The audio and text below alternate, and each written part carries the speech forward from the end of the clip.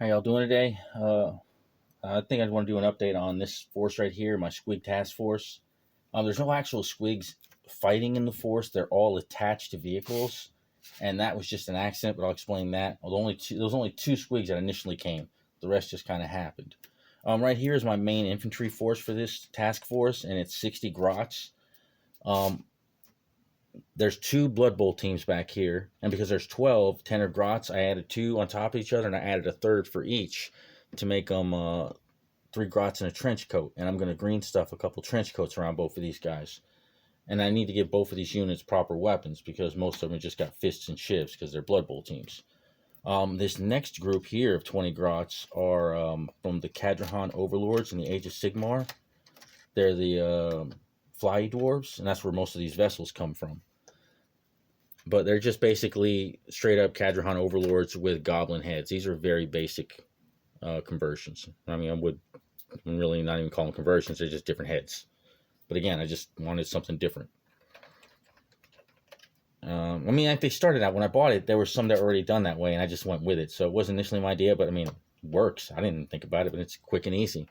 I didn't have enough to get a full squads of 20, but I had some like this guy right here. They were a 3-pack, and they're floaties. They are flying through the air on these baubles.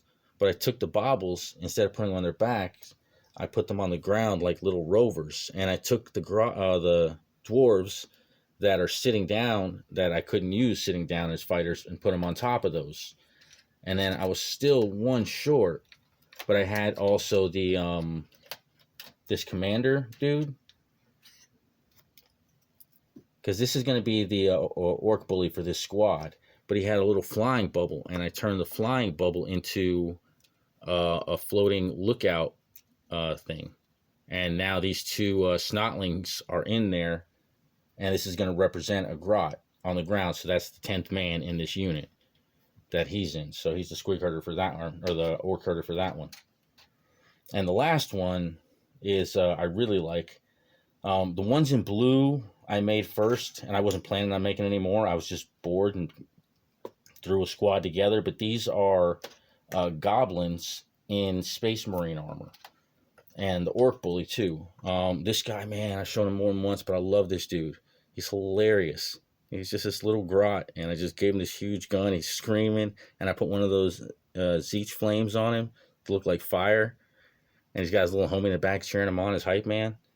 This is also a great one. I had a 3D print of these two grots, one holding the other. So I cut the legs off the bottom, put Space Marine armor, cut the parts off the top, put Space Marine armor on the dude, and now I got this freaking cool little model. And other ones are like, this one's pretty, like I said, they're all, this one blue unit's all pretty cool. It's got character to it. So I like these guys. I like that one. He's just real basic and hucking a grenade. But and these two right here too as well. I used a little wire. I'm going to cover it up with cotton to make it look like smoke. So this guy's jetpacking, because his positioning, it was like if I stood him straight up, he's cracked back like that, looking like he got shot in the head. So I couldn't put him on his feet because he's looking straight up. So I was like, oh, I might fly him through the air. And there's also this little one with Gretchens, or Snotlings. No, actually, yeah, those are Gretchens. They're Snotlings. That guy, no, yeah, I think he's a. But anyway, flying through the air again. But that's this squad right here, and then their orc herder. I'm pretty sure that's like a Middle Earth troll body. I'm not 100% sure. I forgot where I got the body from. But I made again, the same thing that I used the wire for that is now this guy's whip. And that'll be bare so you can see it. Doesn't need the cotton to hide it up. But he's got like a tip, there's a blade on it, and that's what cut that, like that grot right there in the end. He's completely cut in half. He's just held together with blood and the blade. And this guy's got his neck wrapped around the whip. That's why he's getting pulled up. And there's a little grot back here who's inspecting. But yeah, this is the run herder for that group, and that makes out this this part of the infantry. So that gives me, like I said, 60 infantry right there.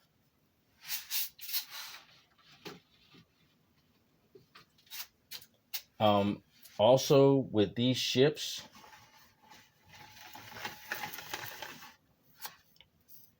I made these little discs right here. These are Gretchen sized discs. And I did that because all of these guys are magnetized, all 10. So now, being that I magnetized them, I got them on these bases. Now I have 50 more. So now I have an effective infantry of 110 goblins in this one unit, because all of them pop off, and they all have a run herder too. On the 4 ships, they're the old school metal ones, because I had some of these old school metal ones. So and they're small enough too, because I had to change the base size because there's no room. Like if you look at the ship, I mean, they are packed tight in there. You know, if I use those regular size bases, they'd never get in there. Or at least not all of them. So I had to make a little provisions. Again, that's... Oh, wait, I forgot about these guys too. I also have 20 of these guys. These are skeleton orcs. I'm going to put them together, and I'm also toying with the idea. I saw the other day there were these undead orcs.